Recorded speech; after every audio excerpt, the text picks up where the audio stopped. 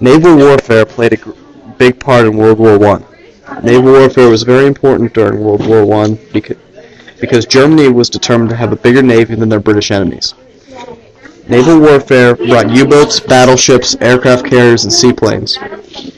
We still use some of these great pieces of machinery today.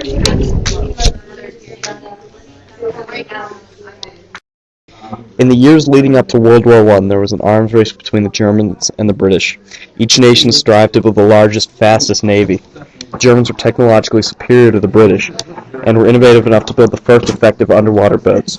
These U-boats were operated by using pumps and valves that regulated the displacement of the submarine, allowing it to be easily controlled and gave it the ability to surface and submerge very quickly. Modern submarines are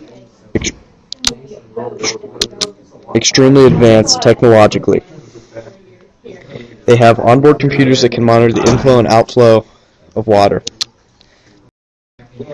These advances ensure that the crew has less to worry about and also takes the guessing out of submerging and surfacing. In the beginning of the 20th century, the main armament of the submarine was the deck gun. These deck guns allowed the submarines to sneak up on ships, but they were still required to surface in order to engage their target. With the advent of torpedoes, U-boats had the ability to destroy an enemy ship from under the waves. U-boats often positioned themselves in shipping lanes in order to disrupt the enemy's merchant traffic. This led to food and ammunition shortages in both Great Britain and Germany. Modern submarines are often armed with long-range nuclear missiles. Which can strike targets thousands of miles away. Along with these missiles, modern subs possess the capability to guide their torpedoes with remote control, GPS, or radar. U-boats during the First World War were usually small and powered by a combination of diesel fuel and electric motors. The diesel fuel was used only when the submarine was on the surface, and was also used to charge the batteries to the motors. These submarines pale in comparison to the massive nuclear-powered subs that can be found in many fleets around the world. The U-boat was extremely effective during World War I and caused a great deal of damage to ships on both sides of the war. In World War I, battleships were a symbol of dominance and might, and for decades battleships were major factors in the diplomacy and military. Dreadnoughts were one of the causes of World War I. Dreadnoughts were the dominant battleship in the beginning of the 20th century. The weapons that the battleships used were underwater missiles and naval mines. They also used high-powered cannons, often. The Navy acquired more seaplanes than anyone. HMS Hermes was the first seaplane carrier.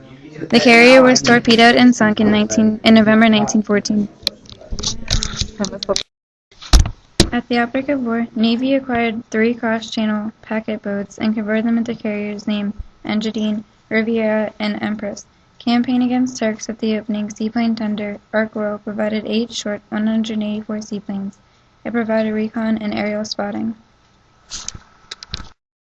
During troop landings at Sulpa Bay, seaplanes spotted for naval guns carried out bombing sorties, and in August 1915, C.H.K. Edmonds became first pilot to sink ship by torpedo.